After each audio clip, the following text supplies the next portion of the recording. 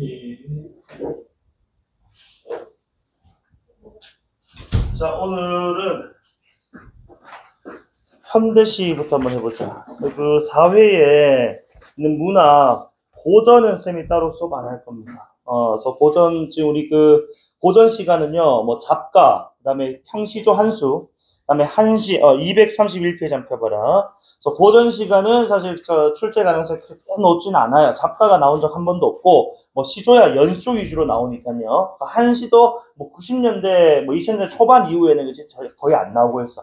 나오는 갈래는 가사, 연수, 정말 드물게 뭐 고려가요 정도 나올 수가 있는데 여기는 그런 갈래들이 하나 없습니다. 그래서 생략을 할 거고 고전 산문도 쌤 스킵할 거고 사만술도 나오는데 뭐 김유신 얘기 나오고 환상적인 요소들이 이렇게 뭐 이제 연계가 돼서 나오지만 사실 내용상 그리고 그 갈래상 그렇게 막 우리가 뭐 중요한 작품이라고 좀 보기는 어렵거든. 다만 오늘 지금 이제 내가 현대시부터 시작을 할 건데 요 지금 231페이지, 230페이지에 걸쳐서 나오는 요 가작품 있죠. 자, 오랑캐꽃이라는 작품. 요거 별표 하나 쳐주세요.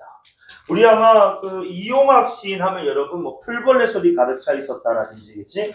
요런 작품들 잘 아실 건데, 이용학 작가 자체도 S급이고, 요 오랑캐꽃이라는 작품이 수능 특강, 좀 올해 또 수능 완성에 수록돼 있는데, EBS 연계교재에 자주 수록이 됐던 작품 중에 하나야. 그래서 어쨌든 요 작품 정말 중요한 작품이라서, 요 작품으로 먼저 시작을 한번 해볼게.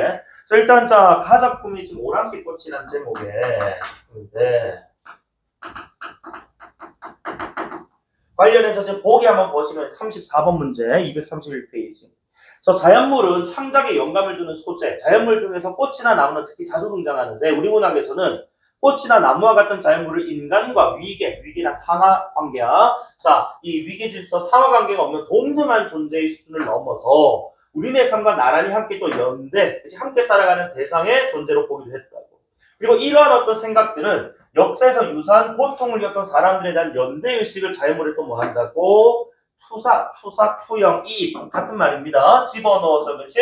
자, 드러내는 방식으로 나타났는데 여기서 말이죠. 유사한 고통이라는 거지. 사실 우리가 이제 요거 현대문학이니까 얘들아. 그래서 유사한 고통 딱 나오면 우리가 결국에 뭐 일제강점기를 많이 근현대사로 많이 떠올릴 수가 있고 중세로 가면 뭐 임진왜란, 병자호란 뭐 이런 것들이 있단 말이지. 어쨌든 간에 그런 어떤 이제 상황에서 전부 다 우리 민중의 삶이 그치 고통받고 피폐해지는 그런 어떤 상황들하고 연결된다는 말입니다. 대개는 이제 자신들의 삶의 터전을 뭐하고 잃고 떠돌이의 삶을 산다거나 이런 얘기가 많이 나온단 말이야. 그러니까 내가 왜 지금 이런 얘기를 했냐면 우리 그 가작품의 작가 이용학 작가가 일제강점기 시대 자 시인이고 이 양반의 작품들의 경향을 보면 뭐 아우라지 항구에 서서 뭐 이런 작품들도 작년 수특에도 나오고 그랬는데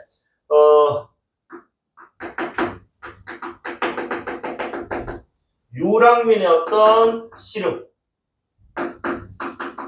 이런 것들에 대해서 많이 다뤘단 말이야. 그러니까 일제강점기 유랑민 시름이랑 결국 이제 어디? 자, 우리 민족이 일제히 탄압과 수탈 이런 것들 모내기 있고 뭐 간도 또는 뭐 만주 이런 데로 그죠 이렇게 이민 갔고 또는 쫓겨가서 이렇게 도망간 그런 상황들을 얘기한다는 말이지. 그러니까 이런 상황하고 그렇지 오랑캐꽃하고 뭔가 지금 뭐야 유사성이 그렇지 착안해서 어떤 시름 그런 어떤 슬픔들을 투영했다라고 보는 게 맞는데 다만 요 작품 읽으면서 아마 좀 독특하게 좀 느꼈던 게 이 오랑캐꽃이라는 게 지금 우리 그 일종의 뭐 프롤로그격인 1원의 내용에 따르면은 왜 오랑캐꽃이냐? 오랑캐를 보면은 그 뚝배기 반은 남겨두고 그치? 반은 자르고 그래가지고 변발한다라고 하잖아.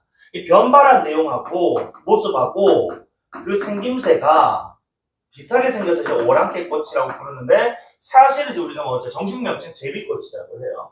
이 제비꽃의 어떤 모습으로부터 이제 오랑캐를 착안을 했고 오랑캐가 근데 보면은 이 지문의 내용에 따르면은 고려 장수에게 쫓겨가서 그렇지 이렇게 뭐 이제 삶의 터전을 상실했다 이런 얘기 나오거든.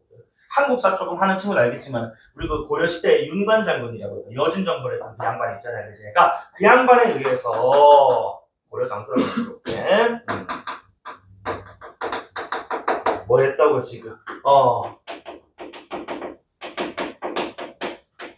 유사한 고통을 지금 겪고 있단 말이야. 그러니까 그러면서 고려는 우리나라 사람인데 나쁜 사람인가 이게 아니고 여기서 말하는 일제나 고려 장수는 어쨌든 힘없는 이런 사람들이 그치 삶의 터전을 뭐 잃고 떠돌이 삶을 살 수밖에 없게 만든 뭐예요? 외부 세력 정도로 읽어주면 좋았다라는 거지. 그치? 그래서 이런 유사한 고통 속에서 그죠? 오랑캐 그리고 우리 민족을 오랑캐 꽃을 제비꽃을 우리 민족을 투영한 그런 상황이라고 좀 보시면 되겠고 또한 뭐 인간이 자연에 속해 있고 자연 역시 인간에 속해 있다는 인식을 바탕으로 자연물의 모습에서 인간의 특정 태도를 뭐 촉발 유도하거나 또는 뭐 인간의 삶과 또 유사한 모습을 노래하거나 태도를 촉발하거나 유사한 모습을 얘기하거나 또는 관심은 또 인간들의 자연에 대한 자신의 통념의 전환이라 결국은 우리가 일반적으로 통하는 개념이잖아. 그러니까 통념의 전환이란 우리가 흔히 하는 생각이 아닌 뭐 그런 뭐 창의적인 어떤 표현이 나타나기도 한답니다. 그게 뭐 가에 나온지 나에 나온지 모르겠습니다만 어쨌든 나 작품보다 일단 오늘 메인 작품 이제 여기는 가 작품이거든. 요거를 꼭 좀 기억해 줬으면 좋겠다. 알겠지? 어쨌든 자 그래서 이용학 작가는 일제강점기 유랑민의 씨름 그지? 자 우리 대표적인 작품으로 풀벌레 소리 가득 차 있었다. 그치? 그 다음에 우라지오 항구에서 뭐 이런 작품들이 있어. 이거 전부 다 막 타향에서 아버지 죽고 타향에서 자 이 고향을 그리워하는 그런 내용들이거든. 전부 다 유랑민의 삶에 대해서 얘기해요. 그래서 이 정도는 여러분 좀 이제 숙제가 좀 되어 있어야 됩니다. 알겠지? 자 그러면은 일단 230페이지에 가 작품 한번 읽어볼 건데 이게 지금 자 그 1연이라고 부르지 않고 아마도 왼 오른쪽에 내용 확인하는 문제에 따르면 요거를 그냥 뭐 서사 정도로 좀 생각을 한단 말이죠. 뭐 프롤로그 빌드업 개념이라고. 자, 그럼 한번 읽어볼게요. 선생님 편의상 그냥 1연이라고 좀 부르자. 자, 긴 세월을 오랑캐와의 싸움에 살았다는 우리의 먼 조상들이 너를 불러. 자, 그래서 너는 당연히 오랑캐 꽃을 얘기하는 거겠지. 의법. 자, 오랑캐 꽃이라 했으니 어찌 보면 너의 뒷모양이 머리채를 들인 오랑캐 뒷머리 변발하고 그렇지. 자, 비싼 모양이라서 그렇지. 너가 오랑캐 꽃이 되었다. 뭐 얘기하는 것 같네요. 230페이지. 자, 그리고 밑에 보시면은 자, 안악도 우두머리로 돌볼새 없이 갔단다. 돌의 샘물 뭐 우물 요런 개념인가 봐. 띠집 띠풀 여건 집 초가집. 자, 버리고 어쨌든 강 건너로 쫓겨 갔단다. 고려 장군님 무지무지 쳐들어와 오랑캐는 가랑님처럼 이렇게 굴러갔단다. 쫓겨났단다. 요거 지금 다 같은 층이잖아. 그러면 이제 결국 고려 장군님이 우리나라 사람이라고 그치 우리 마냥 그냥 보호해야 할 그런 대상이 아니고 오랑캐에게 있어서는 뭐야? 그래. 오랑캐 삶의 터전을 뭐 뺏어간 그치 외부 세력 요렇게 읽어야 된다는 거죠. 여기서 이 고려 장군님이 결국 이제 요게 이용학 작가의 작품이니까 일제강점기 그치 우리 뭐 민족 요렇게 지금 호응을 시켰다면 그렇지 아까 보기에 따른 유사한 고통을 겪고 있는 상황에 자연물을 투영을 해서 그죠 드러내고 있는 작품이다. 그 앞에 보면 이제 안악도 우두머리 또 도래샘도 띠집도니까 전부 다 뭐야 뭐 가족이든 뭐 친척이든 그리고 집이든 그런 것들 다 신경 쓸 새도 없이 뭐야 아주 급박한 상황에서 그죠 도망치를 이렇게 떠나왔다라는 상황. 그래서 상황의 어떤 묘사 그럼 뭐 이렇게 봐야 되겠지 그지? 자 그다음에 사면에 따르면 구름이 모여 골짝골짝 구름이 흘러 100년이 몇백 년이 뒤를 이어 흘러갔다. 뭐 시간 경과 이렇게 읽으면 되겠고 자,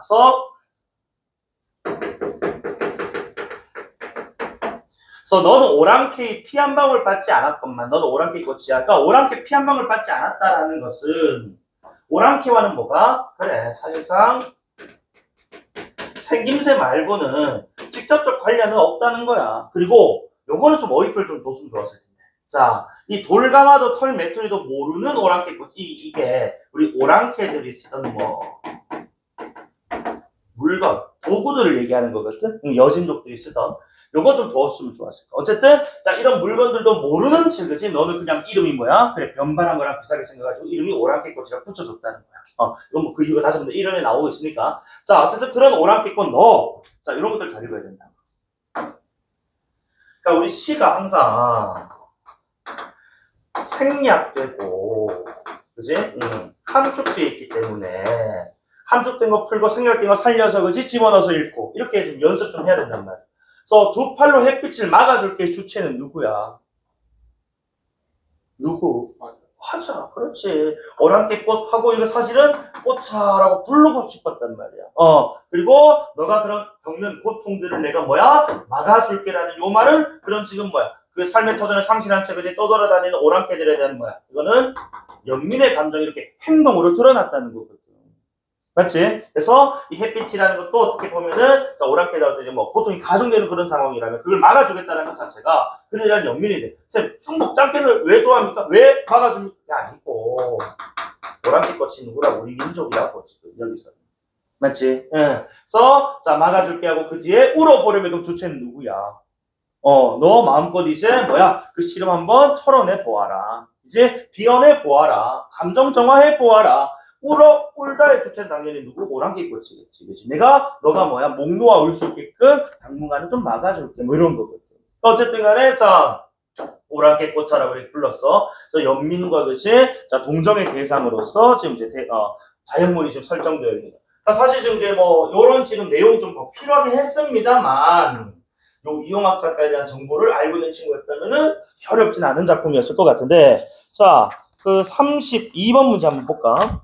자 적절하지 않은 거 가단독 문제니까요. 자 1번에 시에서도 요게 지금 아마 하이픈 들어가 있는 프롤로그 이름인 것 같아. 자 대상이 오랑캐꽃이라는 이름이 가진 유래 생김새 변발한 오랑캐랑 닮았다고 숙이는 게 그 다음에 2번에 이론에서는 삶의 터전으로부터 다급하게 쫓겨나야만 했다. 그래서 이게 타의적 상황이었단 말이야. 누구에게 의해서? 고려 장군님 무지무지 쳐들어와서 급하게 그치 가족도 집도 다 내팽개치고 도망을 갔단 말이야. 그래서 쫓겨나야만 했던 비극적 운명. 그다음에 3번 2연, 우리 3번의 2연에서는 구름의 흐름은 시간의 흐름 계속 몇백 년이 흘러가고.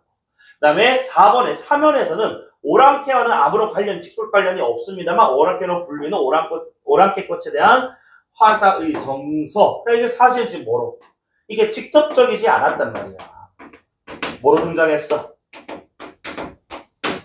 행위로, 그지? 또는 어떤 말로서 등장했단 말이지. 막아줄게, 울어봐. 그지? 너희들의 시름 한번 비워내봐. 그러니까 여기서 우리가 지금 뭐 해야 된다고? 이런 것도 우리가 간접적으로 지각돼 있으니까 추론해야 되는 그 정서는 뭐였다고? 연민, 동정. 이렇게 가야 된다는 말이지. 맞지? 그래서 화제 정서가 직접적 드러난 데서 틀렸을 거예요. 맞지? 그런데 드러난다고 했기 때문에 여기는 직접과 간접을 다 내포하고 있는 표현이기 때문에 드러난다는 표현은 적절하다고 봐야 된다. 이해되나? 드러난다는 자체는 직접과 간접을 다 아우르는 표현이니까요. 정답은 이제 5번인 거지. 자, 사면에서는 화제 행위가 오랑캐꽃이 참 문제까지 좋아. 이제 삶의 터전을 상실하고 그치 떠돌고 그죠? 자, 그런데 그것을 지금 내가 햇볕을 막아준다고 해서 다시 원래 삶의 보금자리로 뭐 돌아갈 수 있어? 그런 거 아니거든요. 맞지? 그래서 해소한다라는 요 진술은 안 된다. 뭐 위로, 그치? 뭐 동정, 연민, 안타까움, 공감, 요 정도의 개념인 것이지 해소는 풀다잖아. 말 그대로 그치? 근데 푸는 증거는 나오지 않았기 때문에 5번이다. 그 감이 아니고 정확하게 논리적으로 판단해. 알겠어? 응. 자, 그리고 33번은 못 푸니까. 자, 34번에 자, 1번, 2번, 그리고 5번 선택지 풀 수 있을 것 같은데 자, 1번에 봐. 34번 1번 선택지. 자, 가을의 오랑캐의 뒷머리와도 같은 오랑캐꽃의 모습은 오랑캐꽃을 오랑캐와 관련짓게 함으로써 오랑캐꽃에 대해 특정한 태도, 여기서 말하는 특정한 태도는 그냥 닮아서 그치? 자, 오랑캐꽃이 뭐 연미 그게 아니고 오랑캐꽃하고 그치? 그래서 주목하게 해서 오랑캐꽃에 대해서 이것을 누구에게로 우리 민족이 그치 겪고 있는 상황과였던 유산 고통에 처해 있었던 존재들이었구나. 요런 것에 대한 관심을 갖도록 해준 거야. 오랑캐라서 그치 관심 가졌던 게 아니고 얘네가 오랑캐 오랑캐 윤관 장군한테 쫓겨서 그치 삶의 터전 상실했다. 그런 존재들 우리가 지금 일제강점기 겪고 있는 상황하고 비슷하구나. 이렇게 돼요. 특정 태도. 자, 그 다음에 2번에 가에서 오랑캐꽃에게 목 놓아 울어보라고 하는 것은 결국 뭐다? 그래. 삶의 터져 있고 쫓겨간 존재들에 대한 연대의식을 그치 자연물에 뭐했다? 투영했다라는. 그래서 공감, 연대, 이해, 연민 요런 감정, 요런 반응들 떠올렸다면 연대의식을 투영했다라는 말은 적절하다. 그치? 자, 3, 4번은 스킵할게 지금 몰라. 5번 소리지. 문 꼭 닫고. 자, 가에서 강을 터전과 분리되는 공간으로 표현한 것과 라고 돼 있는데 일단 나는 모르니까 자, 가에서 강을 터전과 분리되는 공간으로 표현했다. 그래서 아까 이연에 따르면은 이 강 건너로 그지 이렇게 쫓겨갔단 말이에요. 그 강이라는 요 곳이 강 이쪽은 우리의 삶의 터전, 강 저쪽으로 강 건너는 우리의 삶의 터전이 아닌 타향이라고 봤을 때 뭐가 되는 거야? 삶의 터전을 설정하는 기준점 정도가 된다 이거예요. 그지? 그래서 터전과 분리되는 공간까지는 좋아. 자, 분리되는 기준이니까. 그런데 자연과 이 인간을 동등한 존재로 바라본다? 그러니까 우리가 나는 모르더라도 강은 그냥 지금 뭐지? 오랑캐와 같은 내지는 우리 지금 일제강점 우리 민족이 그치 너희들 잘했어. 왜 강이 나왔냐면 쌤 저는 한국 안에서 뭐 그런 거 없다. 자 우리 일제강점기에 만주 뭐 간도로 내가 이주 많이 간다 했잖아. 근데 우리 한반도 땅 이 그치 짱깨들 땅하고 국경지 해가 있다면 강이 두 개가 딱 가로막고 있단 말이야. 부산을 기점으로 어느 강 압록강 도망강. 맞지? 그래서 강 저편으로 간다는 것 자체가 국경을 넘어서 그지 간도나 만주로 간다는 뜻하고 호응을 할 수 있었다면 요 정도 우리가 일제강점기랑 어디가 떠올렸다면 이건 좀 동등한 존재가 아니고 강을 매개로 해서 그지 우리 민족처럼 상황을 그지 또 부각하는 그지 강조한 그런 상황이라고 하는데 무슨 동등한 존재야.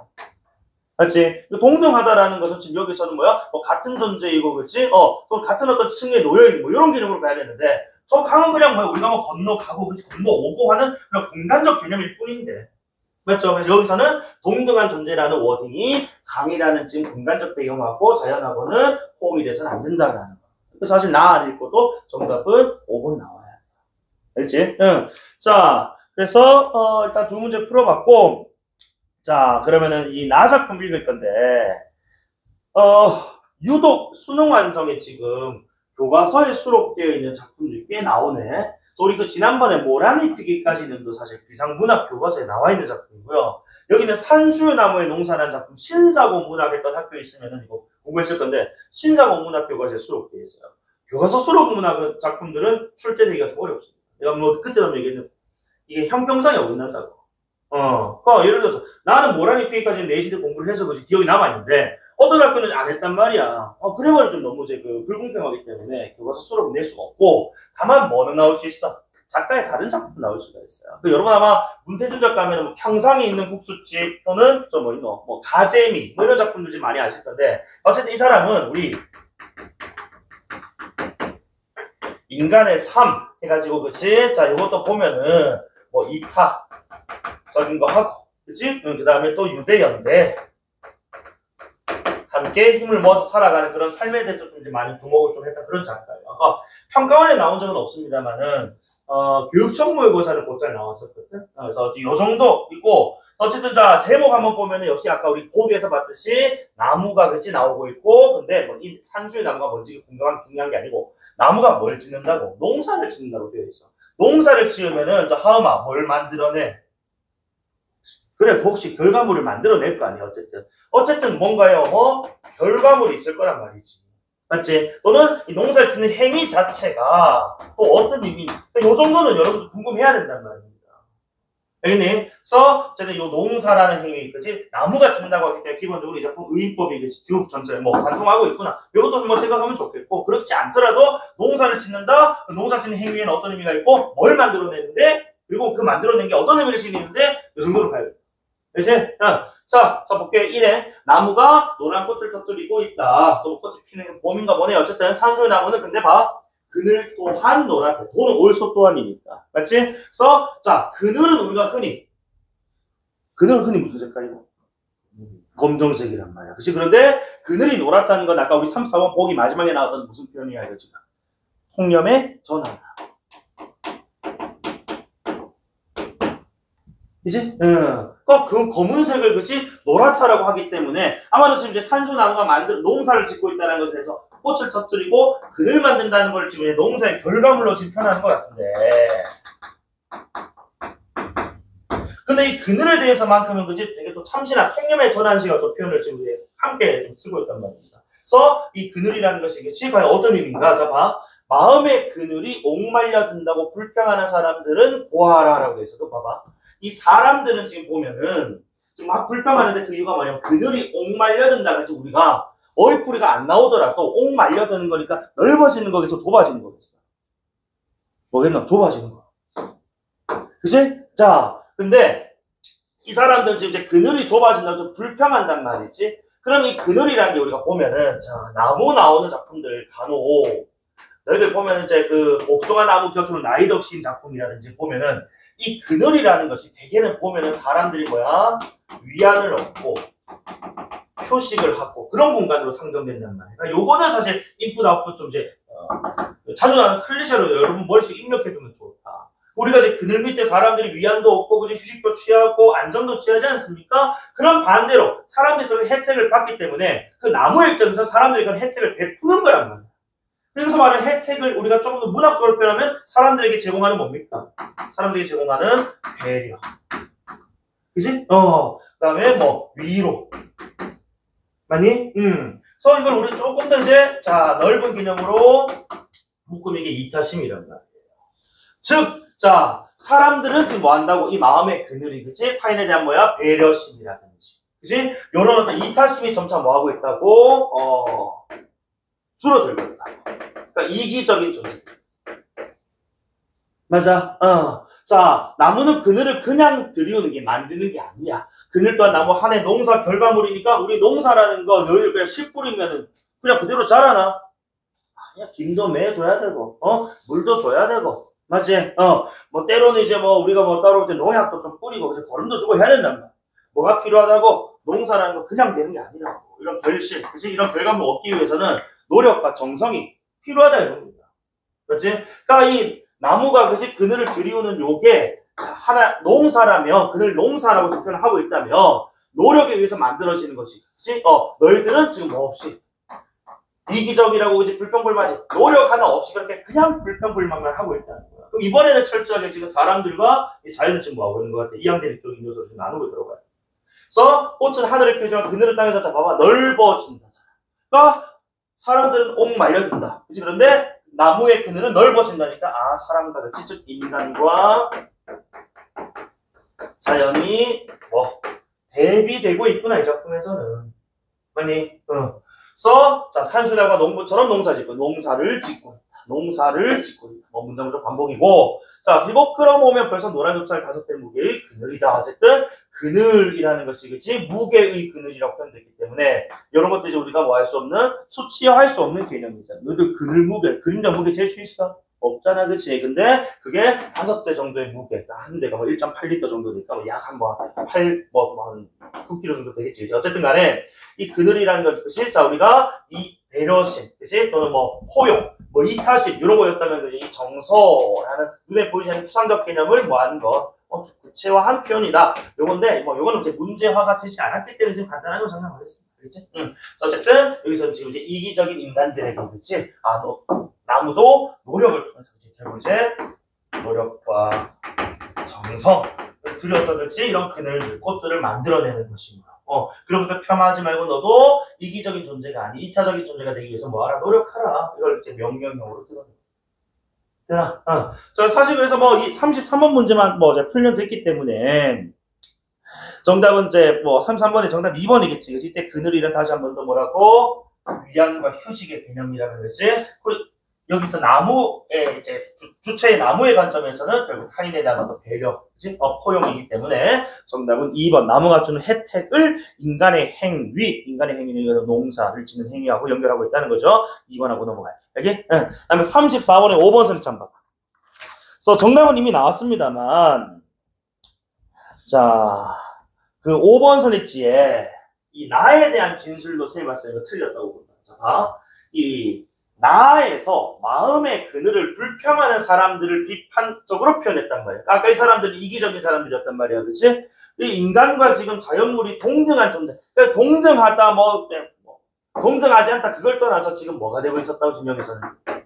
인간과 자연이 대비되고 있단 말이지. 옥말려든다 플러스 넓어진다. 맞아. 그러니까 여기서는 동등한 존재를 넘어서서 이 사람과 인간을 다시 사람과 자연을 대비함으로써 사람들에게 뭔가 교훈을, 그치?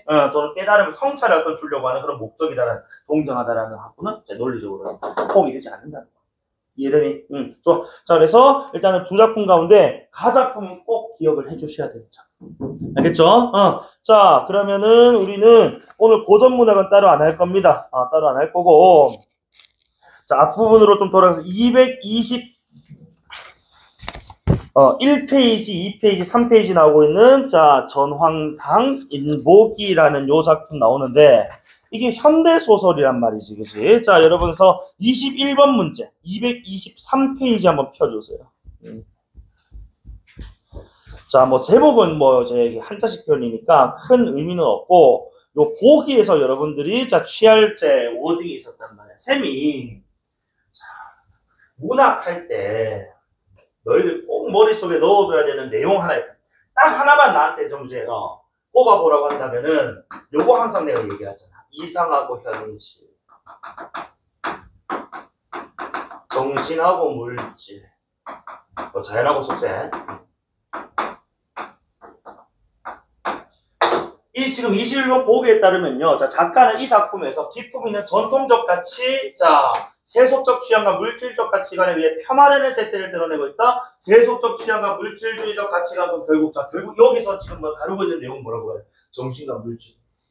맞지? 그러니까 지금 아까 그 이제 현대시에서는 자연과 속세 또 자연과 뭐 인간 뭐 이 정도로 봐도 됐다는 거지, 그치? 그래서 현대시는 아까 자연과 인간과의 어떤 관계였다면 이번 현대소설은 정신과 물질적 관점. 쌤, 전통은 왜 정신입니까? 왜 밑에 물질주의적은 알겠는데 왜 전통이 정신이냐? 항상 우리가 전통하면은 뭐 내면적 가치라든지, 그지? 또는 정신적 가치를 우선시하는 뭐 그런 내용들이 출제되어 왔단 말이야. 그래서 수능 평가원 친구들 다 공부하는 사람이기 때문에 확실하게 얘기하죠. 전통적인 건 결국 언제나 내면과 정신을 중시하는 거야. 그럼 항상 이제 우리가 이분법적 가치관에서 아까 현대시 문제 이렇게 풀었고 현대소설도 이렇게 풀고 다른 것도 이렇게 풀겠지. 그래서 이렇게 세 가지 내용으로 묶일 수밖에 없거든. 문학은. 자, 어쨌든 밑에 전황석 인장이 도장이거든요. 이 도장을 선물로 주고받은 이후의 상황을 통해 사물을 화려한 외양과 실용적 가치로만 재단 평가하는 인물 어떤 인물이겠어? 물질주의적 세속적 취향을 가진 인물이죠. 그지? 그 다음에 그 속에 그 도장에 담긴 정신적 가치 있고 전통적 가치를 중시하는 인물.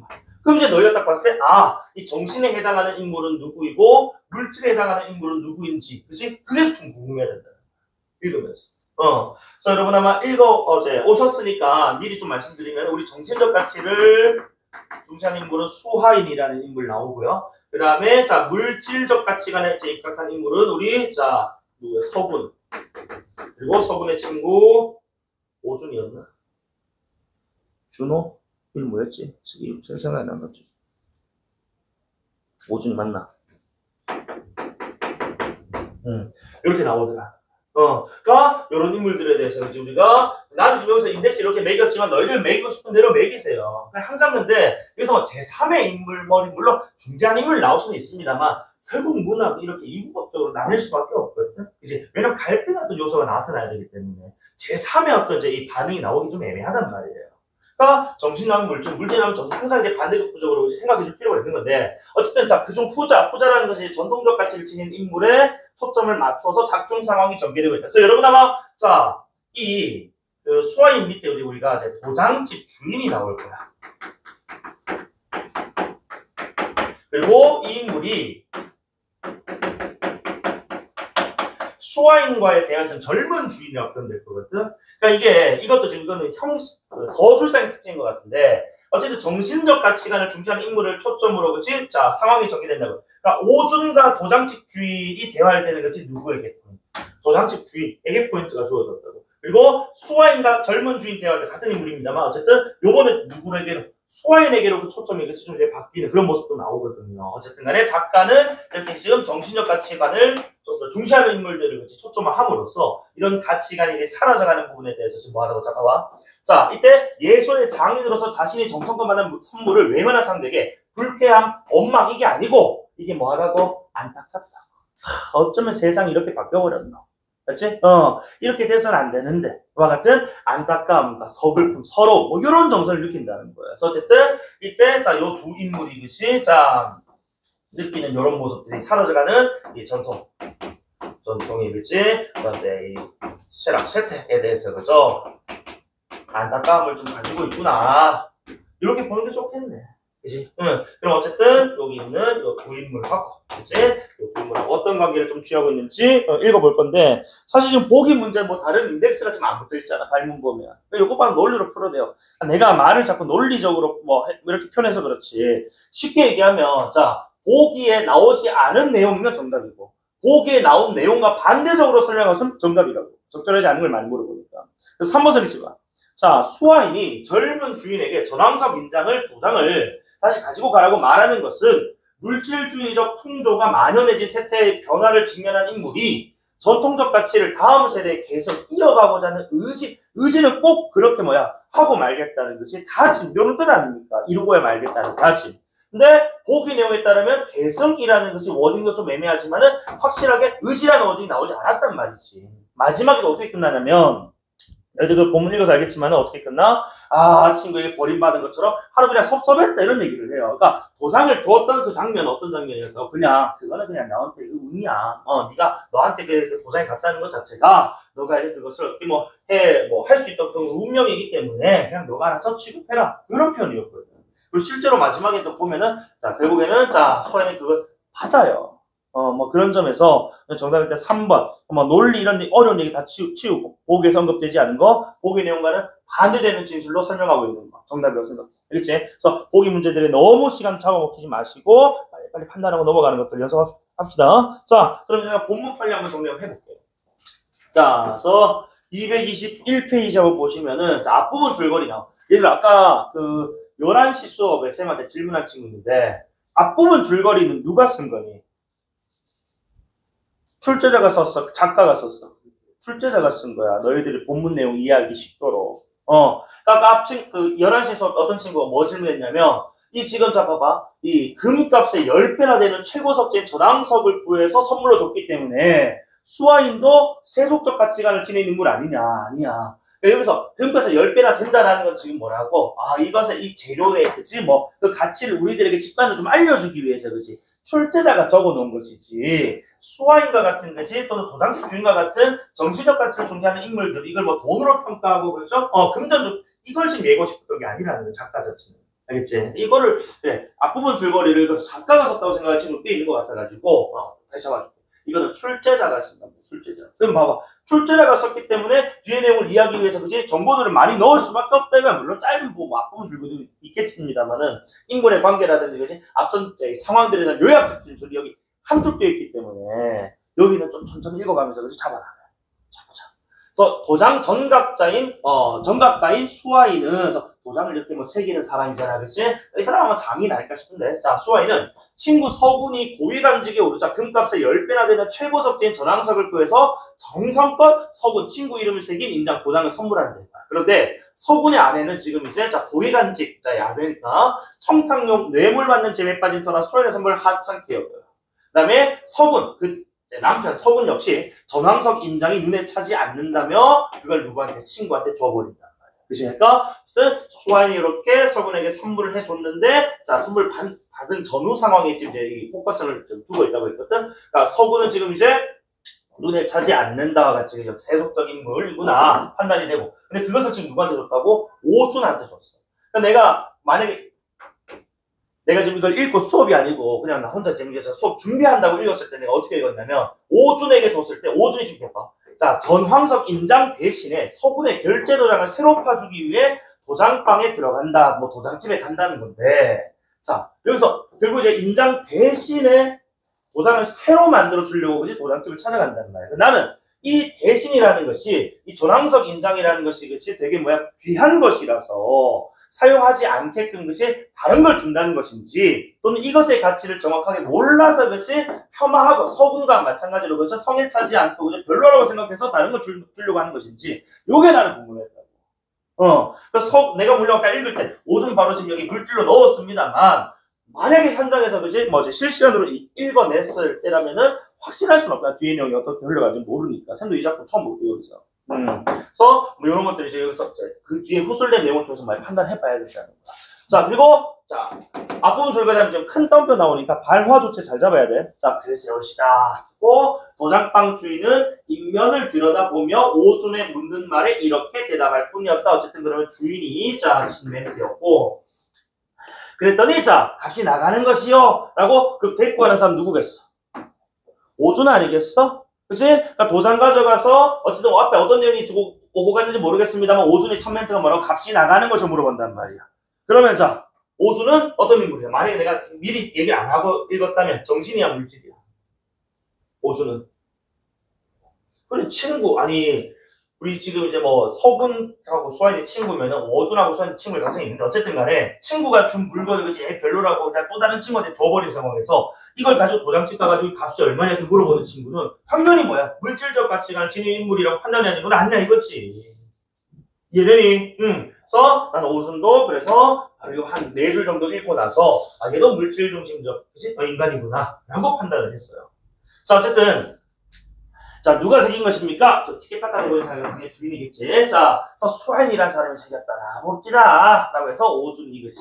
자 수아인이 새겼다라고 지금 이렇게 대답해줬는데 자 주인도 그것이 수아인의 솜씨임을 모르고 물은 말은 아니다. 이 말은 뭐야? 수아인의 솜씨를 그치? 자 알고 있고 그 다음에 저게 수아인이 만든 도장일 것이라고 뭐 이래저래 짐작은 하고 있었다라고 보는 게 맞겠죠. 그죠?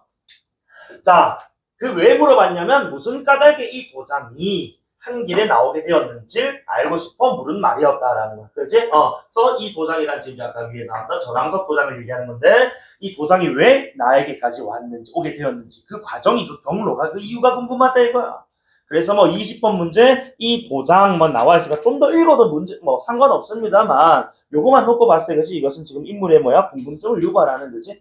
왜 이게 도대체 나에게까지 오게 되었나? 뭐 4번이 정답일 수밖에 없겠고 다음 그리고 기업부터 미음 이거 인덱스 5개짜리니까 실시간으로 풀어야 된다. 자 수아인 같은 분이 생겼다면 값을 말하기가 힘들지요. 그럼 여기서 주인의 멘트가 수아인 같은 분이 생겼다면 값을 말하기가 어렵다라는 것. 이 말은 뭐야? 내가 함부로 뭐 하기가 어렵다. 이것에 값을 뭐 평가하기에는 그지 어려울 정도로 이건 장인이 만든 이제 정신적 전통적 가치가 담긴 물건이기 때문에 좀 뭐 좋은 거다 이런 얘기를 하고 있는 겁니다. 그래서 이 19번에 1번 선택지 보시면 뭐라 설명하고 있어? 19번의 1번 선택지에서 자, 이 인장 전각가인 수아인이 만든 물건은 귀한 가치를 지닌 것으로 평가받을 수 있다. 그러니까 내가 뭐 도장집에서 그치 뭐 함부로 평가할 수 있는 건 아니다 이런 표현인 것이죠. 1번의 익스큐즈 맞습니다. 자, 그 다음에 자 우리 영업하는 사람이 석자와 치수에 따라 값을 정하지만 자 수아인 같은 분야 원래 장사가 아니죠. 그렇지. 수아인 같은 장인들은 돈은 뭐지 도장을 돈을 받고 팔려는 그게 목적이 아니고 그렇지. 뭐 누군가 또 의뢰가 오면은 그렇지. 뭐 이렇게 뭐지 정성 들여서 그렇게 만드는 그런 사람이 장인이기 때문에 헐값에 그냥 받을 수도 있고 부르는 게 그냥 값이 되는 경우도 있다라는 거야. 어쨌든 주인의 멘트에 따르면은 자 이 수아인이 만든 도장의 가치는 엄청나다 뭐 이런 얘기를 하고 싶었던 것 같아. 글쎄 선사를 하려면 좋은 석재를 써서 하지 영 어울려야죠 라고 이 말인 즉슨 뭐야 그래 오준도 지금 서군과 마찬가지로 그렇지 저게 지금 제 뭐 좋은 건지도 모르고 정성이 얼마나 담긴지도 모르고 그냥 뭐 좋은 석재를 안 쓴 것 같고 영 별로고 이렇게 지금 이제 평가를 하고 있어. 뭐 겉으로 보기에 그렇지 좋지 않아 보인다라는 뭐 이런 표현이겠지. 자, 그 좋은 재료를 좀 구경합시다. 하고 주인도 그 재료가 무슨 재료인지 그 감별할 능력이 없었다. 그러니까 뭐 수아인보다는 좀 능력이 떨어지나 보네요. 어쨌든 밀화같이 깔끔한 돌이라는 것으로 혹시나 수아인이 늘 말하는 전황석 아닌가 하는 생각 추측. 나름의 추측은 했습니다만 그렇다고 아무것도 모르는 손님에게 설명할 필요는 없었다. 뭐 설명을 안 해줬다는 거지, 그지? 그리고 여기서는 사실 뭐 기호도 없고 굵은물질도 하나 나오긴 하는데 이건 뭐 전황석일 거란 말이야. 요것만 캐치하고 넘어가야 된다고. 제 주인이 먼지를 훅 불어 내놓고는 갑 속에 있던 상자 속에 있던 각종 석재가 그득히 들어있었다. 골라보시오! 라고 주인이 말하니까 자 이렇게 뒤섞여져 있는 데서는 어느 것을 골라야 할지 망설이게 되었다. 자 이게 어떻습니까? 라고 오준이 물으니까 그냥 손님 이왕이시죠. 이 대리석이죠? 아니 뭐 대리석이라 뭐 되겠습니까? 계열석이란 특수한 돌입니다. 아니 결제도장이니까 무늬도 좀 이렇게 울긋불긋한 것이 위험이 있어 보이지 않습니까? 그러니까 울긋불긋 무늬가 그지 뭐 어떤 것이 위험이 있어 보이지 않느냐 전부 다 뭐야? 그래 화려한 외양 그지? 거칠에 이렇게 뭐 중시를 좀 하는 그런 인물이 세속적인 어떤 가치관을 지닌 인물이라는 거지. 그래서 그야 쓰시는 분 마음이지만 그렇게 말씀하시니 뭐 그런 것 같기도 합니다라고 그냥 맞장구 쳐주고 있는 거예요. 도장식 주인이 도장 팔면 그만이니까. 저 장사치란 손님을 위해 오르내리는 존재들이지만 오주는 저기 제 마음에 들었던 것 같다. 자 어쨌든 자 자체를 고르고 값을 흥정을 했어.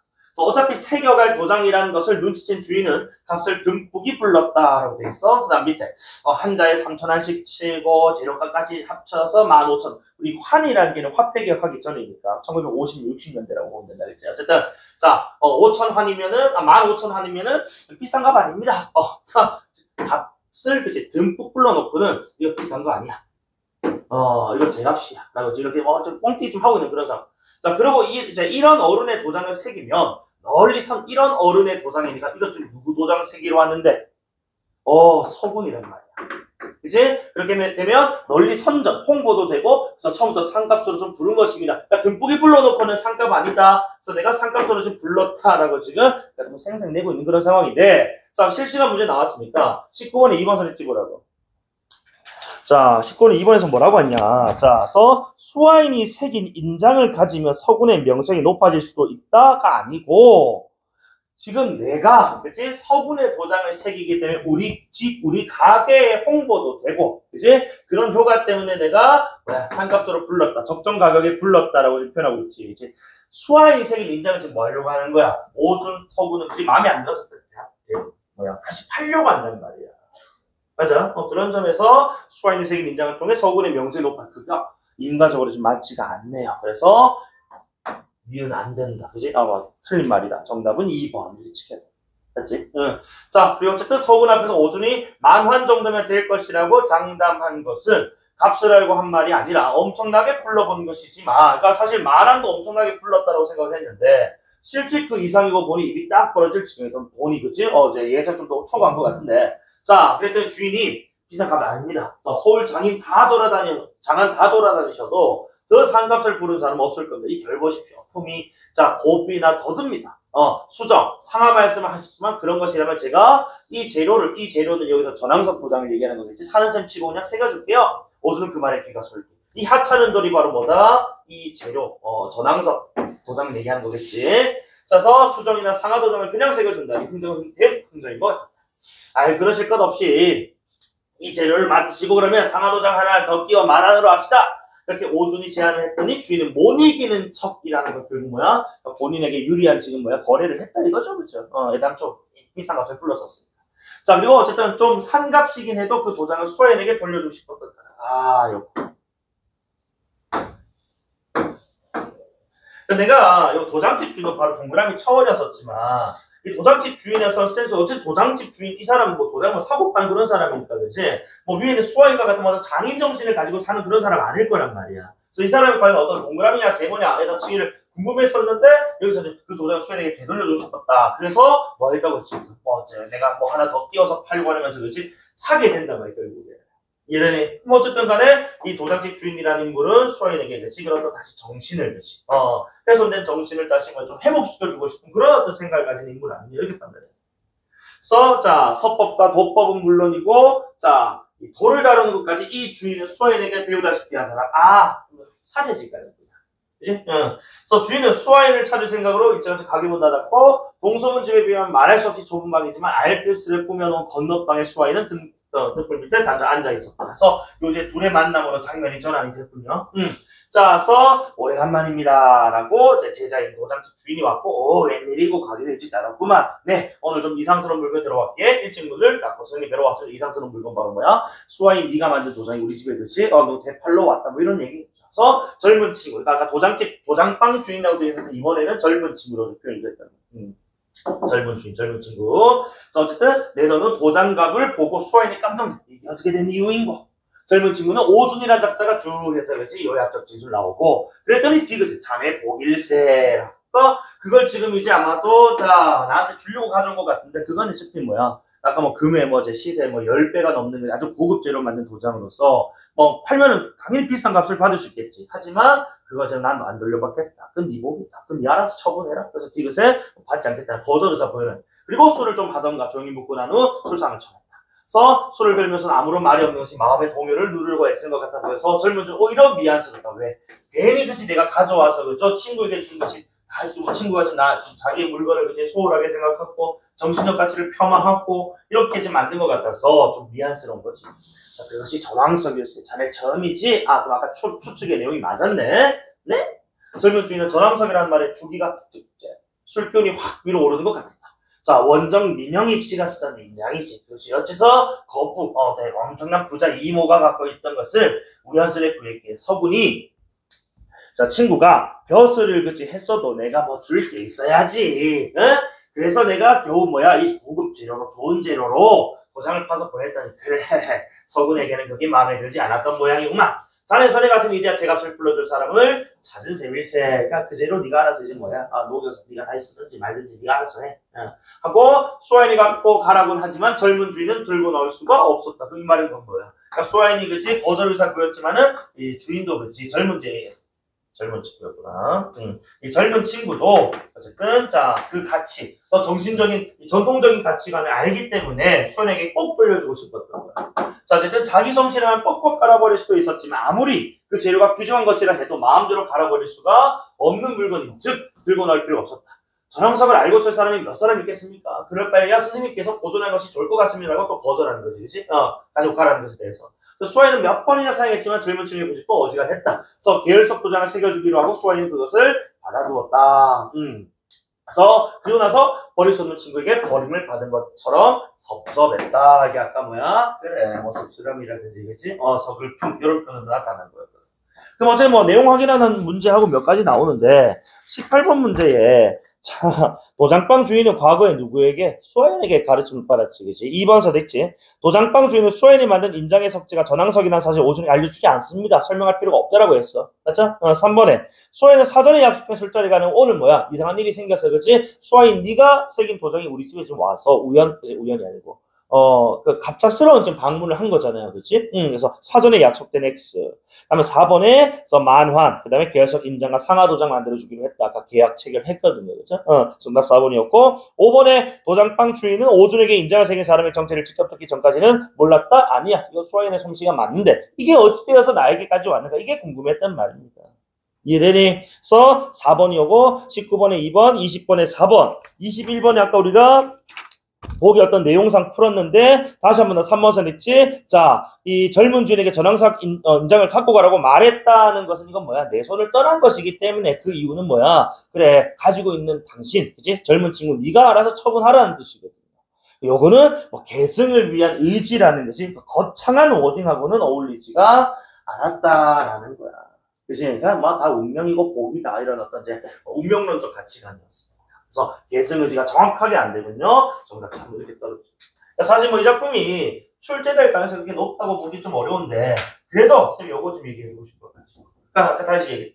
그러니까 이상, 현실, 정신물질, 자연 속세 나오는데, 또 인간 나오는데, 문학은 갈등 중심이기 때문에, 요소 사실은 이제 가치관의 차이에 의해서 이런 친구냐, 서군이 친구에게 이제 못할 짓을 했단 말이에요. 그러니까 이런 것들 전부 이런 이양대립적 요소에서 파생되는 것이기 때문에 문학 풀 때 요 세 가지 중 하나는 무조건 나온다고 생각하고 풀려서 좋겠어. 그러면 내용은 다 웬만하면 다 적용이 돼요. 알겠지? 응. 자, 그럼 잠깐만 쉬었다가 앞에 그 오징어 게임 얘기가 나오더라고, 그지? 그래서 215페이지는 비문학 지금 한 개 읽을 건데, 요 지금 나오는 우리 그 인간의 선택과 관련된 이 심리학적인 판단 이런 것들은 우리 모의고사 빈출 소재였습니다. 그래서 여기서 지금 요걸 이제 기대 효용 이론과 전망 이론으로 설명하고 있는데 간단하게 설명하고 한번 문제 푸는 걸로. 자, 잠깐만 줍시다.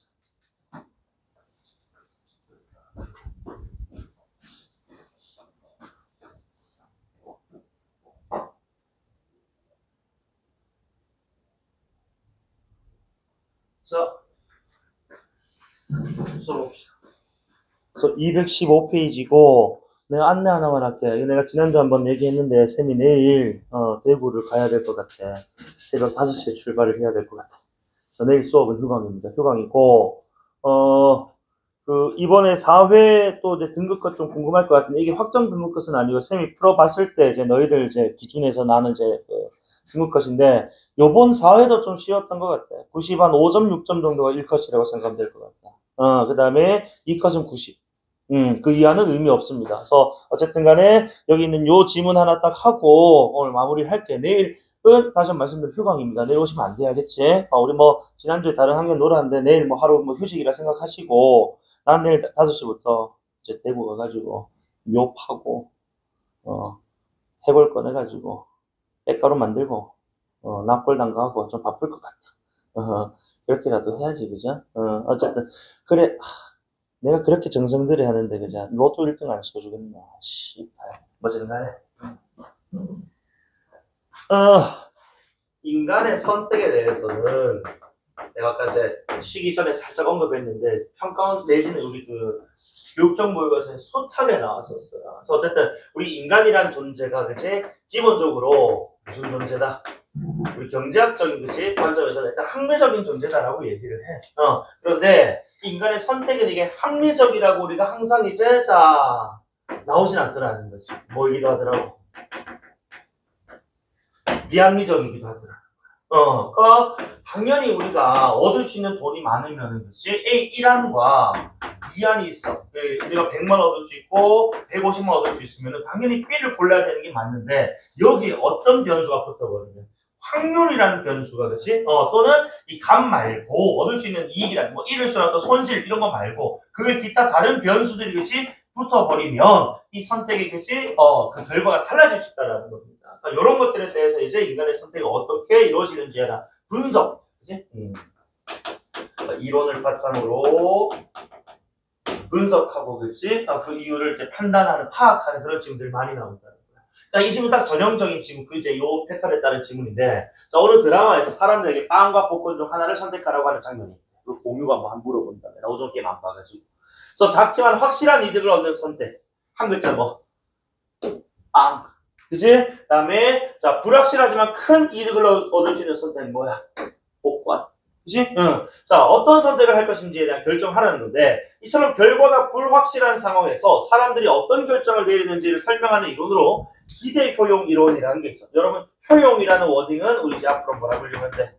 만족도는 만족도 이렇게 읽으시면 됩니다. 자, 기대 효용 이론에 따르면 결과가 불확실한 상황에서 사람들은 특정 선택을 했을 때 얻을 수 있다고 예상되는 만족도인 기대 만족 효용이 가장 큰 것을 선택하는 걸 일단 기본적으로 뭐 한다고? 합리적인 선택이라고 이제 가정한다는 거야. 그러니까 기본적으로 인간은 합리적이기 때문에겠지 기대 효용을 이제 만족도를 따져가지고 이것이 큰 놈을 선택할 거야. 자, 이 문단. 자, 첫 문장 이제 이 머리를 보면은 하지만으로 시작한단 말이야. 자, 이론은 이론이고 하지만 실제 상황에서 카너먼. 그러니까 뭐 이제 트버스키 이 양반은 모르겠지만은 카너먼 엄청 자주 나오거든. 자, 어쨌든 실제 상황에서, 그러니까 이거는 이제 이론과 지금 이제 실제 상황이니까 뭐 이상과 현실 이렇게 읽어도 되겠지, 이제.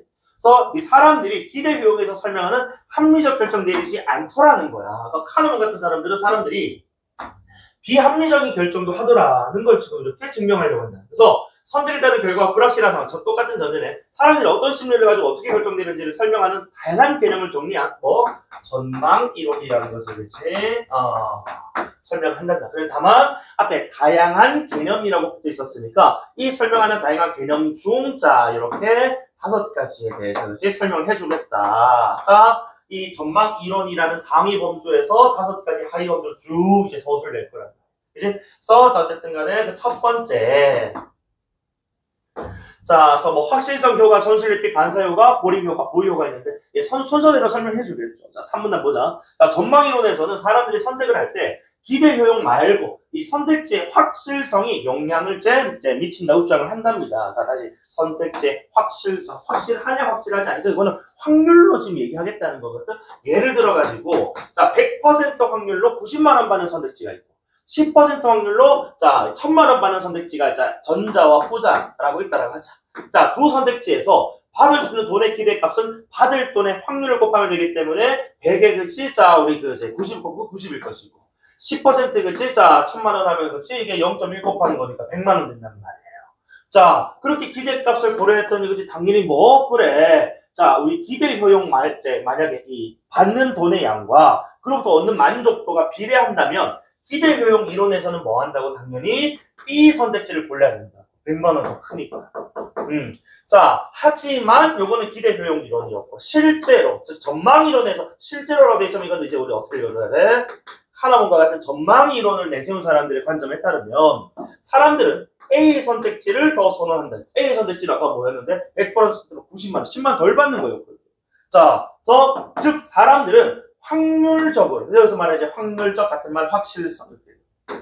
그치? 그래서 얻을 수 있는 이득이, 확실하게 얻을 수 있는 이득에 좀 더, 자, 가중치를 두고, 자, 선택을 이제 한다 이겁니다. 그래서 확실성의 효과란, 우리가 이득이야, 이득.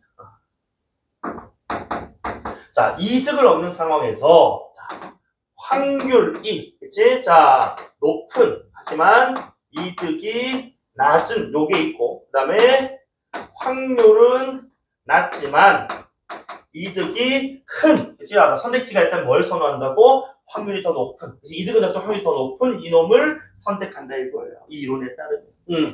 자, 그래서 이때 가중치를 좀 더 준다는 거지. 자, 그래서 이를 확실성의 효과라고 부른대요. 자, 근데 하지만 이번에 자 첫머리 지금 어떻게 시작하고 있냐면 아까 위에 그 확실성의 효과는 이득과 관련된 거였다고.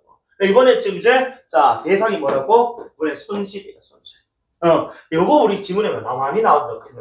자, 이거 이제 우리가 손실 만약에 선택을 해야 되는 상황이라면은 확실한 손실보다는 뭐 불확실한 손실인 후자를 선호한다. 이걸 이제 우리는 손실 회피라고 해요. 이것도 우리가 이렇게 한번 해보면은 그래. 자, 손실 회피는 만약에 손실에 대한 얘기를 하는 거니까 확률상 그치? 자, 이 걸릴 확률은 좀 낮아. 하지만 만약에 걸린다면은 손실이 큰 놈이 있을 거예요. 반대로 확률은 거의 뭐 100의 수렴해. 하지만 얻는 손실은 적은 놈이 있으면은 확실하게 내가 잃는 것보다는 뭐야? 불확실하지만은 자 잃을 수도 있지만은 뭐 반대로 얘기하면 잃지 않을 수도 있는 확률이 있는 뭘 선택하겠다고? 전자를 선택하겠다 이거예요. 그래서 이거 좀 어떻게 보면 뭔 것 같아? 아, 이득이냐 손실이냐 그 대상에 따라서 얘네 둘은 뭐인 것 같노? 상대적인 것 같지, 그치? 그래서 어쨌든 여기서 봐. 그래서 이는 손실회피라고 하는 손실회피란 손실의 정도는 커 하지만 확률이 낮은 놈 보다. 자, 손실의 정도는 작지만 확실하게 이제 일어나는 손실을 더 뭐 한다고 싫어하니까, 그치? 바꿔 얘기하면은 전자를 선호한다 이런 뜻입니다. 얘는 상대적이니까. 즉 사람들의 확실성에 대한 선호는 이익과 관련된 것, 그 다음에 손실과 관련된 것에 따라서 달라지는데 어쨌든 요 둘의 그치 이런 상대적 개념을 우리는 뭐라고? 반사효과라고 하는데. 아니? 자, 그러면서 자 사람들은 이득과 관련된 상황에서 확실성의 효과, 그 다음에 손실과 관련된 사는 이제 손실 회피. 그러니까 바꿔 얘기하면 이것도 봐봐. 자, 이 확실성의 효과라는 것은 다른 말로 위험 회피라고 합니다. 위험 회피. 왜냐면 내가 지금 이제 뭐 한다고? 이득을 많이 얻을 수 있더라도 확률이 낮다면 내가 뭐야? 얻지 못할 가능성도 있다는 거거든. 이것보다는 적지만 확실한 것이 이득을 얻겠다라는 거예요. 그래서 위험을 회피한다. 안정을 선호한다. 이렇게 읽어도 되겠지. 그런데 손실과 관련된 상황, 즉 손실 회피에서는 뭐 한다고? 차라리 크게 잃더라도 잃지 않을 수도 있는 뭐에 저희 전자에 뭐 하겠다, 또 도박을 걸겠다 이거예요. 그래서 저희 위험 선호. 그래서 확실성은 위험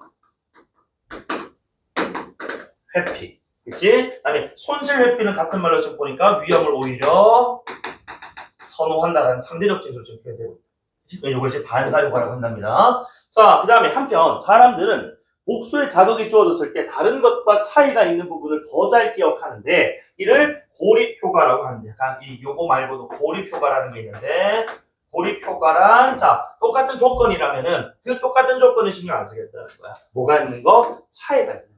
그래서 자 이 고립효과로 인해 사람들이 여러 선택지 중 하나를 선택할 때 모든 상황에 적용할 수 있는 거 공통으로 제일 조건 안 보겠다는 거야. 다 똑같으니까 이제 차이가 있는 개별 선택지에만 존재하는 요소에 집중하겠다는 거야. 그래서 이에 따라 결론만 생각할 때는 동일한 선택지라고 할지라도 문제와 선택지가 어떻게 제시되느냐에 따라서 다른 선택지를 선택하는 결과를 보여주더라. 그래서 이때 개별 선택지에만 존재하는 요소를 이득과 관련 제시하느냐, 그 다음에 또 손실과 관련 제시하느냐에 따라서 또 다른 효과가 나타날 건데 이렇게 지금 이제 호응돼서 나타날 수 있다. 그래서 고립 효과는 전칭이냐 특칭이냐, 요거 좀 구분하는 것 같네요. 자, 그 다음에 전망이론에서는 또 이제 사람들의 비합리적 결정을 설명하기 위한 개념 중 보유효과라는 것도 설명을 하는데, 보유효과는 이제 박스가 있으니까 단독 문제야. 그치? 자, 보유효과는 뭐냐? 말 그대로 자신이 소유한 것에 더 높은 가치, 또 가중치를 부여하는 거야. 그러니까 내가 쥐고 있을 때, 그치? 자, 예를 들어가지고 나한테는 원래는 없었던 A 물건이 있었다. 그래서 없었을 때는 저 그냥 뭐 100만 원 정도면 내가 사겠다 이 정도 하는데, 그치? 이게 내한테 들어오는 순간 자, 소유를 하는 순간 여기 대해서 뭐 한다고? 이거는, 그래, 내가 섰을 때, 그지? 내가 지금 사용하고 있을 때, 이거 100이 아니고 한 150의 가치를 하는 것 같이, 그지? 50의 가중치를 더 추가하더라, 이거. 그래서 요 내용에 따르면, 그지? 그래서 소유하고 있지 않을 때보다, 소유하고 있을 때 더 높게 평가, 이 말은 가중치를 부여한다. 그치? 주관적 평가. 나 소유하고 있지 않을 때는 객관적인 평가. 좀 다르더라는 거. 그래서 주관, 가중치 이렇게 생각하셔도 좋겠네요. 자, 이것들이 특별히 나쁘지 않다면 가급적 이를 유지하려고 한다, 안 바꾸려고 한다고 이 상태. 그래서 이에 따라 결과가 불확실한 상황에서 비합리적 결정력을 하죠. 어쨌든 간에 자, 비합리적인 결정을 설명하는 전망이론의 여러 개념들을 설명했다. 그치? 호흡이 좀 길었기 때문에 이 정도 끊고 그치? 문제 풀러 가도 되고 또는 손실표까지 읽고 문제 풀러 가도 상관은 없었어. 다만 너희들이 상대적이었다라는 거. 우리 그 사회지문 보면 상대적 진술 되게 많이 나오잖아. 그치? 그래서 물론 뭐 사망대리적 요소로 설명되기도 합니다만 여기서는 우리가 플러스냐 마이너스냐라는 이항대리적 요소이기 때문에 상대적 관점에서 읽어줬다면 가볍게 읽어내는 거죠 사실. 자, 그러면은 07번 문제 뭐 전개방식 문제니까 1번하고 넘어가고, 자, 그래서 08번에 내용 확인하는 문제 한번 가볼게. 적절하지 않은 겁니다. 1번에 전망이론의 뭐 개념이니까 이거 넘어갈게요. 그 다음에 2번에 기대교용 이론은 사람들이 선택을 할 때 자신의 선택을 통해 얻을 수 있다고 예상되는 효용, 만족도를 고려합니다. 그래서 이걸 이제 고려하면 기대값이야. 자, 그 다음에 카너먼은 기대효용 이론이 실제 상황에서의 사람들의 선택을 제대로 사용하지 못한다고 생각하기 때문에 전망이론이라는 뜻이 개념을 새롭게 내세웠고, 4번에 전망이론은 사람들이 확실한 손실과 불확실한 손실 가운데 어떤 걸 선택할 때, 그치? 자, 불확실한 손실을 선택하는 경향이 있다. 그러니까 손실과 관련해서 뭐 한다고? 그래, 불확실. 위험을 좀 선호하는. 그러니까 로또 게임을 좀 하겠다는 거예요. 자, 여기 이제 손실 회피를 설명하는 개념이었다면 정답은 5분밖에 없지. 그래서 전망이론은 개별 선택기만 존재하는 요소보다 어떻게? 아까 우리 이제 고리 효과에서 뭐라고? 전칭 신경 안 쓰고 특징만 신경 쓴다 했단 말이야. 그렇지? 그렇기 때문에 개별보다 모든 선택에 적용되는 요소 반드시 주의해봐야지. 그치? 그래서 모든 공통보다는 개별 선택지에 그치만 들어가 있는 특별한 선택지에 대해 사람들의 큰 영향을 받는다, 이런 설명이었다. 이게 고립효과였어요. 그 다음에 09번에 자, 이거 상황 1에 혹시 앞에 게임이 두 단계라고 되어 있는데 1단계에 주목했던 친구 혹시 있다면 내가 물어보진 않을게. 마음속으로 자, 혹시 1단계 되게 좀 신경 썼던 친구 있나? 혹시 마음속으로 대답해봐. 그랬다면 낚인 거예요. 왜냐면 우리 지금 1단계에서는 25% 확률로 뭐라고? 당첨이야. 근데 우리 이 지문은 인간의 뭐에 대해? 선택에 대해 얘기하고 있는 거잖아. 이 당첨이라는 것은 나의 뭐야? 이건 내 개인의 어떤 주관적인 선택이 아니고 운적인 요소란 말이야. 1단계 지금 게임은 전혀 신경을 쓸 변수가 아니었다고요. 그러니까 이런 것들 트릭으로 막 줘버리, 이게 막 되게 변수가 된 것처럼 얘기하고 있으니까. 더군다나 마지막에 어쨌든 자, 이 2단계에서 그지 둘 중, 자, 양자택일인데 둘 중 하나를 주면 1단계 추정 결과 나오기 전에 한다고 하잖아. 그치? 그러니까 1단계 지금 신경 쓸 게 아니고 결국 그냥 기억, 니은, 디귿, 리을 요것만 보라는 거였어. 그렇지? 자, 상황 1서 80% 확률로 400만원 받기, 100% 확률로 300만원 받기니까 뭐와 관련된 거야? 이득과 관련된 거잖아. 그치? 그럼 무슨 상황? 확실성의 효과가 지금 나타나는 상황이라고. 그러면 전망이론에서 뭘 선택하라고 할까? 당연히 뭐야? 확률이 더 높은. 그치? 금액은 조금 적더라도 확률이 더 높은 전망이론에서는 니은을 고르라고 할 겁니다. 자, 그런데 기대값에 따라서 그치? 자, 합리적 선택을 한다라고 보는 기대효용 이론에서는 뭘 고르라고 할까? 0.8 곱하기 400하면 얼마고? 32. 그치? 그 다음에, 자, 10 곱하기, 이거 300, 이거 1 곱하기 300 하면, 그지? 얘는 그대로 보면 30일 거 아니야. 그치? 그러니까 얘 지금 뭐라고? 기억이 30이고, 니은이 30이니까, 기대 효용 이론에서 기억 고르라고 할 거라는 거지. 맞나? 자, 그리고 상황 2 마찬가지. 어쨌든 얘도 또 받기야. 그래서 25%, 20%인데, 어쨌든 간에, 20% 확률로 400만, 25% 확률로 300, 이거 뭐 받을래? 라고 전망이론한테 물어보면 뭘 받으라고 할 거라? 확률이 더 높은 리을 고르라고 할 거라고. 그치? 그 다음에, 자, 만약에 기대 효용 이론에서 고르라고 하면 또 계산하면 어떻게 되는 거야? 뭐 8, 그지? 그 다음에 또 뭐 있노? 밑에 75인가? 막 그럴 거야. 맞지? 응. 자, 그러니까 이거 뭐라고 봐야 되겠노?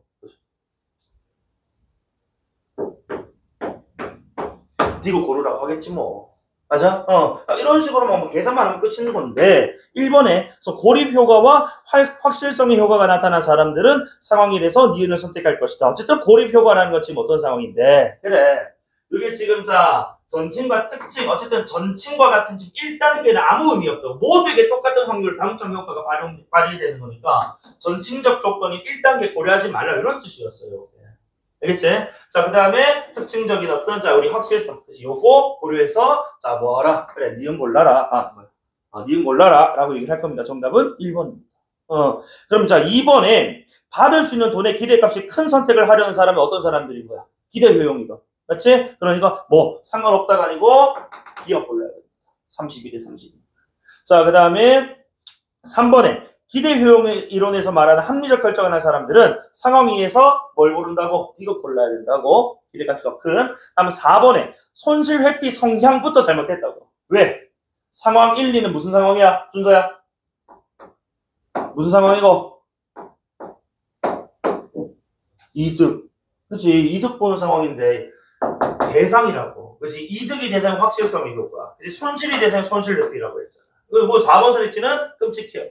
찍으면 안 됩니다. 이거 찍었다면 정말 곤란해. 자, 5번에 자, 사람들이 기대 효용 이론에 부합하는 선택만을 한다면 만약에 그것만을 한다면 상황 1에서 기업을 선택하는 확률 그 비율 그다음에 상황 2에서 D가 선택하는 확률 각각 100% 100%일 거니까 그치? 그 비율의 차이가 없다. 맞죠? 자, 그다음에 10번 문제. 자, 그래서 요것도 그래. 자, 보니까 또 양자택일 하라는 건데 다만 어떤 차이점이 있냐면 이번에는 자 9번과 같이 똑같이 둘 다 받는 상황이 아니고 이번에는 100 주고 어쨌든 자 50% 확률로 추가로 받을 것인지에 대한 지금 무슨 상황이야? 이득의 상황을 좀 줬다고.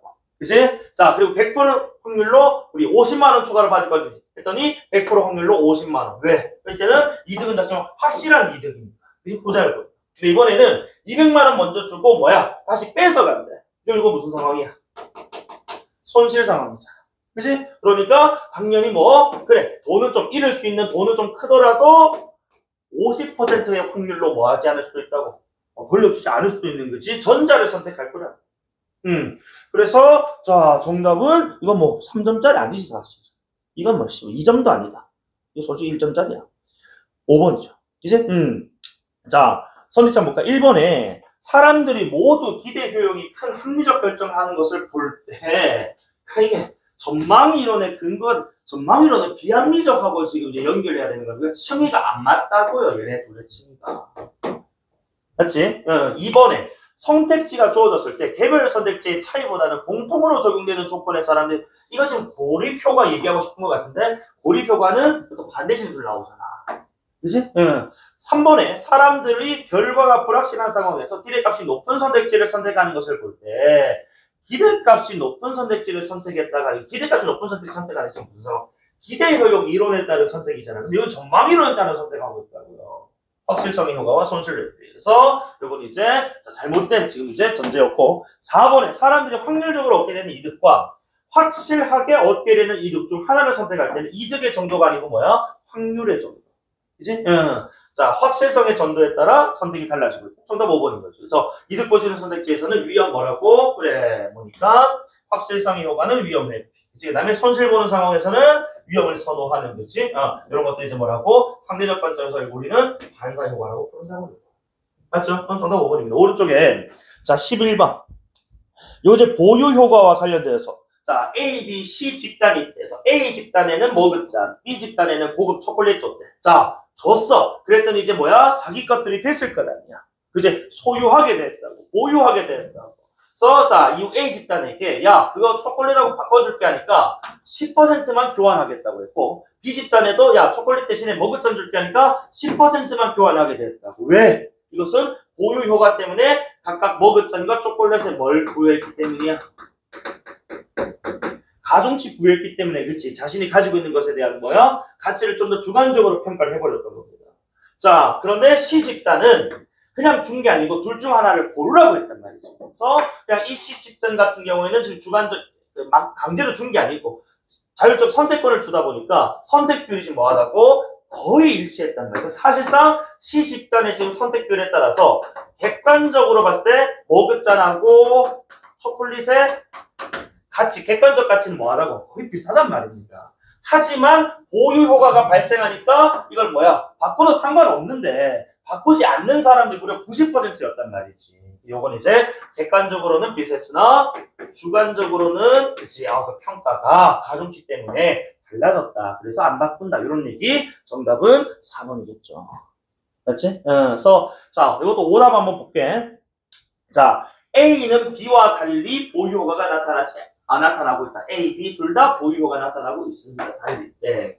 자 A, B는 자신이 소유한 대상을 다른 대상으로 교환하지 않으려는 경향이기 때문에 보유 효과가 나타나고 있는 것이고 3번에 자 A, B는 자, 비슷한 가치로 평가되는 대상 중 쌤 이건 얘기가 없었잖아요. 아니라고 아까 C 집단의 그치 선택 비율을 통해서 우리가 사실 얘네들은 객관적으로는 그치 비슷한 가치를 지니고 있다 라고 유추가 돼야 되는 거야. 그래서 어쨌든 자신에게 더 이득이 되는 대상을 선택되는 게 아니고 여기 지금 이 보유 효과는 이득되는 게 아니고 자신이 가지고 있는 것에 조금 더 높은 가치를 부여한다 이런 뜻이에요. 그러니까 객관적으로 봤을 때는 동일하지만 거의 뭐 일치하지만 자신이 가지고 있다고 해서 더 높은 가치를 평가하는 거지. 비합리적인 판단 때문에 교환하지 않는 거 이렇게 설명돼야 돼. 잘못됐지. 이득 때문이 아니었어. 다음 4번에 A와 B는 자신이 소유하고 있는 대상의 가치를 그 대상의 일반적 가치, 즉 객관적 가치보다 높게 평가하는 경향, 즉 가중치를 부여해서 그지 무려 90%에 가까운 사람들이 그지 바꾸려고 하지 않았단 말이죠. 보유가 나타나고 있는 정답 4번. 5번 선택지 B와 C를 볼 때 자신이 소유하는 것에 대한 주관적 평가와 다른 사람의 객관적 평가가 지금 B와 C를 보면은 일치하는 결과가 아니고 일치하지 않더라는 거야. 그래서 주관적 평가가 덧붙은 그지 가중치 평가, 객관적 평가하고 좀 맞지 않는 걸 좀 설명해요. 이제 보여주는 상황들인데 일치하는 사회라고 했기 때문에 보유효과라는 것들. 정답은 4번. 뭐 사실 앞에 그 동양 철학 지문 나오고 뒤에 핵 융합 관련해가지고 나오는, 그러니까 12번부터 17번 문제도 전형적인 과학기술 지문이잖아. 그래서 핵 분열이 어떻게 일어나는지에 대한 원리, 과정 설명하고, 그 다음에 그런 것들이 일어나는 이 원자로 설명을 하고 있단 말이에요. 그래서 구성 요소. 그래서 15번 문제 같은 것들, 이게 너희들 그림 나오면 발발발 떨고 지랄하는데, 이게 발발발 떨 이유가 없다고. 그림 문제 나오잖아, 과학기술에서. 사실상 이거 내용 확인하는 문제입니다. 그래서 그 그림에 호응하는 단락이 몇 단락인지 확인하고, 와리가리 해도 돼.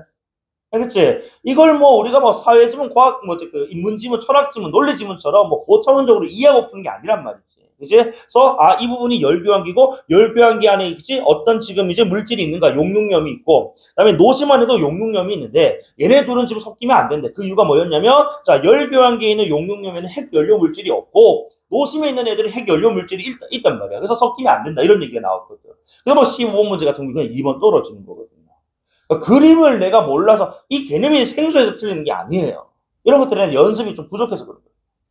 맞지? 그래서 그 외에 나머지 문제는 16번 추론 문제가 까다롭다 할 수는 있는데 가의 이유 추론 문제에 나면 그 단락에 힌트가 있다고요. 그러니까 얘는 지금 16번 문제 같은 경우에 4문단이었나? 3문단이었나? 4문단이었네요. 자, 결국 용융염 원자로 출력 변화는 냉각제 온도를 통해 조절이 가능하다. 그렇기 때문에 제어봉이 필요가 없다. 그 이유는 부피 팽창률이 그치? 액체에 비해서 훨씬 더 컸기 때문에 이런 얘기를 했었거든. 그치? 그래서 액체 핵연료가 고체 핵연료에 비해서 부피 팽창률이 좋기 때문에 온도를 통해서 할 수 있다. 그래? 밀도 조절을 할 수가 있고 이런 얘기를 한단 말이지. 그치? 자, 그래서 부피 팽창률이라는 워딩을 찾았다면 큰 문제는 안 됐던 것 같아. 그죠? 온도가 증가함에 따라 밀도가 감소 이런 얘기 나오고. 그 외에 이제 5문단에서는 이제 구조 쭉 설명합니다. 와리 가려면 되는 거야. 그 외에 다른 어려운 문제는 없었던 것 같은데 생각했을 때는. 물론 14번에 인덱스 기억 니은 해가지고 그치 3세대 원자로 그 다음에 용융염 원자로 요거 비교하는 문제가 나오긴 하는데 이것도 사실 2, 3문단에 지금 얘네 둘에 대한 어떤 비교급의 어떤 진술들이 계속해서 나오고 있거든요. 요 문단 끝나고 가서 풀어도 끝나는 문제였어. 그리고 또 용융염 이런 뭐 생소한 개념이 나옵니다만 다 설명해주고 있거든. 용자 뭐 용 녹는 것이고, 그지? 융염 했을 때 또 염이란 게 또 뭐냐 또 이제 설명해주고 있단 말입니다. 그러니까 과학기술 지문은 우리가 뭐 이해하고 뭐 궁금해하고라기보다는 그지 층이 맞추고 이런 것들보다는 객관적으로 정보들을 그냥 조합해서 그지 붙여 나가는 게 중요하다. 물론 이런 사회 지문들에 적용하고 하는 게 중요하죠. 그지? 그렇기 때문에 이해가 우선시 돼야 되지만은 과학기술 중 이해가 중요한 게 아니라 붙여 나가는 게 중요해요. 그래서 원리가 또는 뭐 이제 과정이 원인이 이렇기 때문에 이렇게 결과가 나오는 것이고, 그지? 이런 구성 요소들끼리 이런 관계를 취하고 있고 붙여 나가기만 잘하면 돼. 그리고 이렇게 긴 지문 안 나와요, 요즘. 그러니까 요 지금 4회도 역시 또 뭐가 빠졌기 때문에 독서론이 빠져 있었잖아. 그지? 독서론 길이만큼이 이제 한 단락씩 더 붙은 것 같은데. 이렇게 길게 안 줍니다. 아마 4문단 정도 수준에서 끝이 나서야 되는 길인데 좀 길게 나온 것 같아요. 다만 긴 이런 지문들도 호흡에 맞춰서 좀 풀어볼 필요가 있겠지, 그치? 자, 오늘 수업 끝나는 대로 쌤한테 문자나 카톡으로 본인 4회차 점수들 좀 보내주시고, 다시 말씀드릴게요. 내일 수업 없습니다. 그래서 와서 뭐 자습은 해도 상관없어. 자습해도 상관없는데 머문 자리가 좀 깨끗했으면 좋겠다. 책상 같은 것들, 뭐 의자 같은 것도 좀 잘 집어넣고, 흔적 남기고 가지 마라. 나 사실 그거 좀 예민하거든. 내가 맞춰둔 대로 안 박혀 있으면 좀 짜증나. 알겠지? 자, 오늘 여기까지 하고 뭐 내일 뭐 하루 잠깐 뭐 숨도 돌리는 것도 괜찮은 것 같아요. 다음 주 이제 본격적으로 계약들 많이 하잖아. 또 이번 주에 한 학교도 있을 것인데. 그래서 계약하게 되면 이제 여러분 아마 지금 여기 수능을 준비하는 친구들이기 때문에, 수능까지 지금 이제 생각하고 있는 친구들이기 때문에 마음이 싱숭생숭할 수밖에 없어. 왜? 옆에 친구들 뭐 씨발 뭐 어디 서강대 쓴다, 뭐 연세대 쓴다 이 지랄하고 있는데 나는 씨발 수능을 봐야 된단 말이야. 짱나거든. 흔들리지 마라. 걔네는 걔네고 너희 너희다. 여기서 흔들려서 누구는 뭘 쓰고 뭐 하고 다 허수지 허수. 안 그래? 제발 마음 좀 꼭 다 잡고 공부량도 좀 더 늘리고. 알겠지? 여기까지 할게.